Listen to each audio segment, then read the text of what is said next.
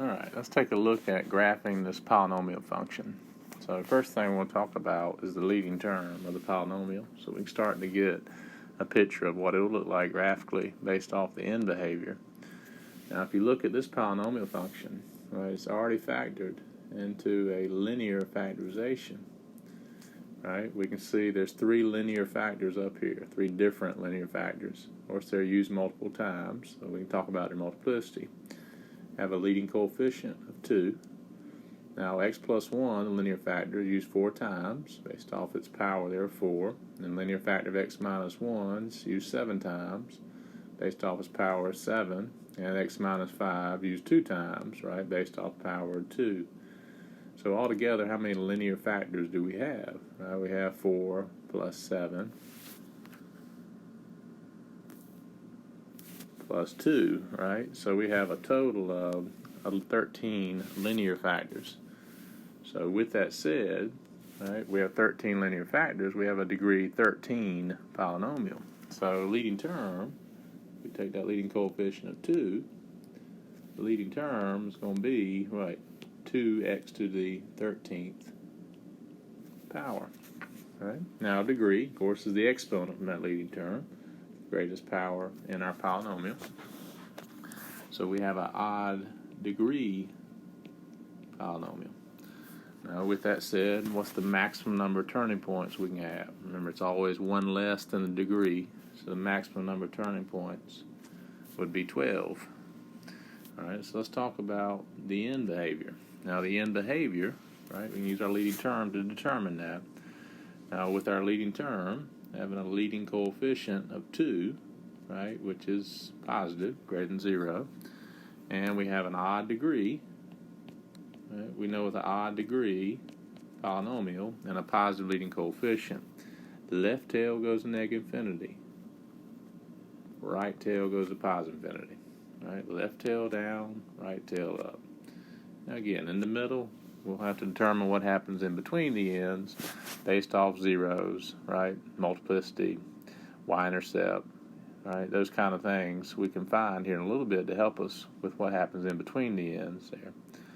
But let's go ahead and talk about some more characteristics. Let's go ahead and list the zeros, right? Now with it already being a linear factorization, makes it easy to see the zeros. So a linear factorization, right? We have first linear factor of x plus 1. Well, its 0 will be negative 1, right? We will set it equal 0 and solve for x. We're going to get negative 1, right? We plug negative 1 into x. Output will be 0. So we have a 0, negative 1. Now multiplicity is number of times that factor was used, which again, that was power 4. So it's used 4 times. And let's say even number. So we have an even multiplicity. And we know with even multiplicity, we're going to touch, right, the location of that 0, which is the x-intercept point of negative 1, 0. So we're going to bounce off, right, that point. Now from a turning point, right, at negative 1, 0. So again, that's because of the even multiplicity. Now let's go to our second factor. We got a factor of x minus 1, of course. What's that produces? A 0. Well, we know x minus 1 equals 0 when x equals 1. So we have a 0 of 1. Now its multiplicity is going to be 7, right? Its factors used 7 times. So this time we have an odd multiplicity, right? 7 is an odd number. So instead of touching at 1, or the point 1, 0, we're going to cross through the x-axis at that location, at that x-intercept point, at 1, 0. So again, that's going to help us create our graph here in a little bit. And our third and final factor, right, that we have in this linear factorization of this degree 13 polynomial is x minus 5. And of course, x minus 5 equals 0, and x is 5. And it's used 2 times. Its power is 2 on its factor. So we have a even multiplicity. 2 is an even number, so it'll touch and not cross through at 5. So the point 5, 0, that x-intercept point, is going to bounce off that and form a turning point.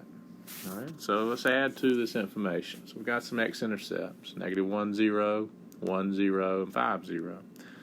All right, how about our y-intercept point? Let's go find that. So we know to find the y-intercept, we're going to let x equal 0 and solve for y. So we're going to take our function and evaluate with an input of 0. So let's do that together. So let's plug it in. So 2 times x plus 1 to the 4th power would be 2 times 0 plus 1 to the 4th power, times x minus 1, so 0 minus 1 to the 7th power, times x minus 5, 0 minus 5 squared. As we simplify, that's 2 times 1 to the 4th, times negative 1 to the 7th, times negative 5 squared. As we simplify, we got what? 2 times 1 to the 4th power is 1, negative 1 to the 7th power is negative 1, negative 5 squared, that's 25, and 2 times 1 is 2, times negative 1 is negative 2, negative 2 times 25 is negative 50.